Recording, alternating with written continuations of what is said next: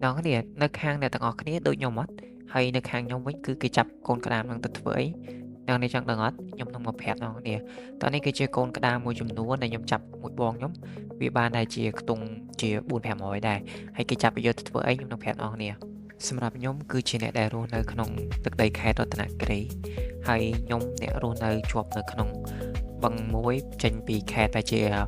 tung chỉ chất đập của lỗ đấy hoặc đó cái lại để nhóm luôn nơi chẳng ấy ấy để nhóm ประกอบ một lô bò trên trămชีวิต và nhóm cứ chỉ ca để sát tây ពីវីដេអូមុនខ្ញុំក៏បានបង្ហាញពីសម្ភារៈមួយចំនួនដែលខ្ញុំបានធ្វើការនេសាទត្រីហើយពីវិធីសាស្ត្រការធ្វើប៉ុន្តែខ្ញុំអត់បានលម្អិតមកទេខ្ញុំប្រាប់ពីរបៀបដាក់នុយឬក៏អីចឹងទៅប៉ុន្តែប្រហែលជាវីដេអូក្រោយខ្ញុំនឹងព្យាយាមប្រាប់ពីរបៀបក្នុងការធ្វើវាប៉ុន្តែក្នុងវីដេអូនេះវិញអីដែលខ្ញុំចង់បង្ហាញប្រាប់បងប្អូនគ្នាតោះនេះគឺវាជាសកម្មភាពមួយចំនួនដែលខ្ញុំចាប់នៅប្រភេទកូនក្តាមហើយកូនក្តាមនេះតើនេះប្រកាសចង់ដឹងហើយថាគេយកទៅធ្វើអីត្រូវអត់ នៅខាងអ្នកទាំងអស់គ្នាតែមិនដឹងថាដូចខាងខ្ញុំអត់ទេពីព្រោះខាងខ្ញុំគឺការដែលចាប់កូនក្តាមទាំងអស់នេះគឺសម្រាប់យកទៅធ្វើនុយហើយនុយវាហ្នឹងគឺសម្រាប់បិទស្ទូចហ្នឹងគឺសម្រាប់ឲ្យថៃហោះថៃឆ្ដោឲ្យស៊ីជាទូទៅវាមិនប្រកាសថាស៊ីតែប្រភេទថៃហ្នឹងទេសូម្បីតែប្រភេទថៃដំរីឬក៏ថៃប្រាឬក៏ប្រភេទថៃក្ពិនក៏វាស៊ីដែរប៉ុន្តែសម្រាប់ថៃដែលស៊ីខ្លាំងផុតគឺជាប្រភេទថៃហោះ ហើយក្នុងការបិទទៀតបើសិនបើយើងបិទទៅក្តាមនឹងងាប់អត់មានត្រីស៊ីទេបើយើងបិទទឹកជ្រៅខ្លាំងពេកក្តាមងាប់អត់មានត្រីស៊ីទេត្រីមួយភាគធំគឺវាស៊ីក្តាមប៉ុន្តែបើសិនបើយើងអត់ដឹងពីរបៀបក្នុងការបិទក្តាមទេដោយការខ្ញុំចាប់ផ្ដើមបិទនុយក្តាមទៅបងណាដល់នេះពេលហ្នឹងខ្ញុំបិទនុយក្តាមខ្ញុំអត់ចេះបិទខ្ញុំបិទវារបៀបខ្ញុំបិទវាពីខំពុះបិទពីខំពុះអានងស្ទូខ្ញុំប្រហែលជាខ្ទង់ 100 ផ្លែជាងផឹកឡើងទៅមើលលេងក្តាមងាប់អស់លេងហើយថៃមួយក៏អត់មានបានដែរព្រោះពេលហ្នឹងយើងរៀងនៅជំទង់យើងក៏មិនដែលបិទស្ទូចបិទអីដែរអញ្ចឹងណាយើងចាប់ផ្ដើមបិទដំបូងដល់ពេលលើកដំបូងបិទទៅក៏ប្រាជ័យទៀតធ្វើឲ្យអាកូនក្តាមហ្នឹងងាប់បោះដល់ពេលអញ្ចឹងទៅយើងក៏សម្រេចចិត្តថាទៅលួចមើលគេបិទស្ទូចរបស់គេអញ្ចឹងណាយើងក៏ទៅលើកមើលស្ទូចពួកបងគាត់អ្នកហោនៅហ្នឹងហើយយើងលើកមើលទៅតែពិត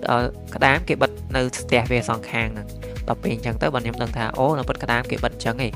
ហើយអីដែលខ្ញុំចង់ប្រាប់អ្នកនរគ្នាដែលគាត់អត់ដែលបិទស្ទូចដោយប្រើនុយក្តាមអញ្ចឹងណាតិចច្រឡំថាស្ទូចខ្លះឃើញគេបិទទៅតិចគិតថាវាជានុយចលែនតែពិតវាជានុយក្តាមឯងអាការបិទដែលប្រើនុយក្តាមហ្នឹងគឺយើងបិទវាចំហៀងអាកូនក្តាមតិចតួចហ្នឹងហើយក្តាមក៏យើងយកប្រភេទក្តាមរៀងមកល្មមអត់អាចទូចពេកទេទូចពេកបើសិនជាផ្លែយើងលេខ 10 អាហ្នឹងគឺអាចបិទកើតតែបើសិនជាផ្លែយើងលេខ 14 ឬលេខ 15 ពេលដែលយើងបិទទៅងាប់ហ្មងអញ្ចឹងហើយយើងអាចរើសប្រភេទក្តាមតែវារៀងថ្លោះរៀងធំមកល្មមទៅអាហ្នឹងយើងអាចបិទផ្លែធំបានដែរហើយយកថៃធំបានដូចគ្នាពេលមួយម៉ាក់ខ្ញុំគាត់និយាយថាគាត់អ្នកលក់នៅក្នុងផ្សារគាត់និយាយថាគេអត់ជឿយើងទេថាយើងបិទនុយក្តាមគេថាយើងហ្នឹងបិទនុយចលែនដោយសារអីដោយសារតែនៅខាងគេហ្នឹងគឺគេអត់អាចឃើញរបៀបថាគេយក នុយក្តាមយកមកបិទអញ្ចឹងណាប៉ុន្តែនៅខាងខ្ញុំអ្នកនរគ្នាគឺការបិទនុយក្តាមគឺច្រើនជាងការបិទនុយចលែនហើយបើថាគេមិនថាខ្ញុំទេសូម្បីបងខ្ញុំវិញក៏សុខចិត្តថាអញសុខចិត្តតរនុយក្តាមហើយអញមិនតរនុយចលែនទេខ្ពើមយ៉ាងងាប់អីអ្នកខ្លះហើយមួយអីខ្ពើម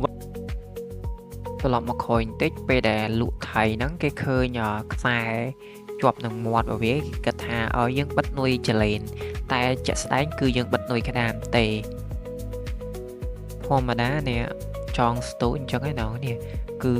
តែតែឃើញខំផ្លែខំអីអញ្ចឹងណាហើយថៃតែខំផ្លែយកទៅលក់គឺគេឃើញមកគេថាថៃហ្នឹងចងស្ទូចនេះអញ្ចឹងមកឡានថានុយចលែនអញ្ចឹងណាគេអត់ទិញទេគេអត់ចង់ទិញហ្មងប៉ុន្តែបើគេដឹងថាយើងចងនុយក្តាមអ្នកខ្លះគេអ្នកធ្លាប់រកដែរអញ្ចឹងណាគេធ្លាប់រកនុយក្តាមនុយអីអញ្ចឹងទៅគេក៏តាម ខ្ញុំក៏អ្នករកថៃដែរអញ្ចឹងពីមុនខ្ញុំធ្លាប់រកអីចឹងណាអញ្ចឹងក៏គេទិញតែអ្នកខ្លះគេអត់ទិញហ្មងគេគិតថាអញ្ចឹងបើសិនជាថៃយើងរកបានពីវិធីសាស្ត្រផ្សេងអាហ្នឹងគេទិញណាដោយសារតែវីដេអូនេះខ្ញុំអត់បានធ្វើពីរបៀបក្នុងការបិទនុយ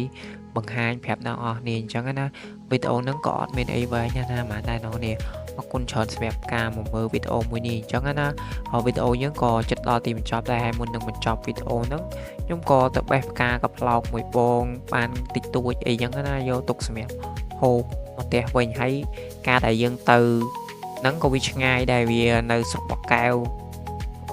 នៅវត្តផ្លូវចូលវត្តចិញ្ចាក់ទៅក្នុងណាកន្លែងហ្នឹងគឺសម្បូរកូនក្តាមតិចតួចហើយយើងរកបានប្រហែលជាច្រើនដែរខ្ទង់ជា300-400ឯណាយើងជាត់ពេលខ្លះយើងជាត់ហើយពេលខ្លះទៀតយើងក៏ដើរចាប់ទាំងហើយបើសិនជាខែដែលដាច់ទឹកហ្មងអាហ្នឹងយើងដើរប៉ើង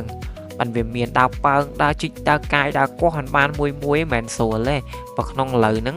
វារៀងស្រួលដោយសារវាមានទឹកដោយសារតែភ្លៀងកក់ខែប្រហែលជាខ្ទង់ខែ2ថ្ងៃទីប្រហែលនេះដូចជាពាក់កណ្ដាលខែ2ហ្នឹងដែលភ្លៀងកក់ខែដែលធ្វើឲ្យមានទឹកអញ្ចឹងហើយបានយើងរកចាប់ក្តាមបានរៀងស្រួលដែរមិនអញ្ចឹងទេដីម្ដុំហ្នឹងប្រេះកាហាយយើងត្រូវការជីកត្រូវការកាយបមកវឹកមុនដូចជាឆ្នាំទៅមួយខ្ញុំជាមួយពូខ្ញុំគឺដើរប៉ើងកប្លោក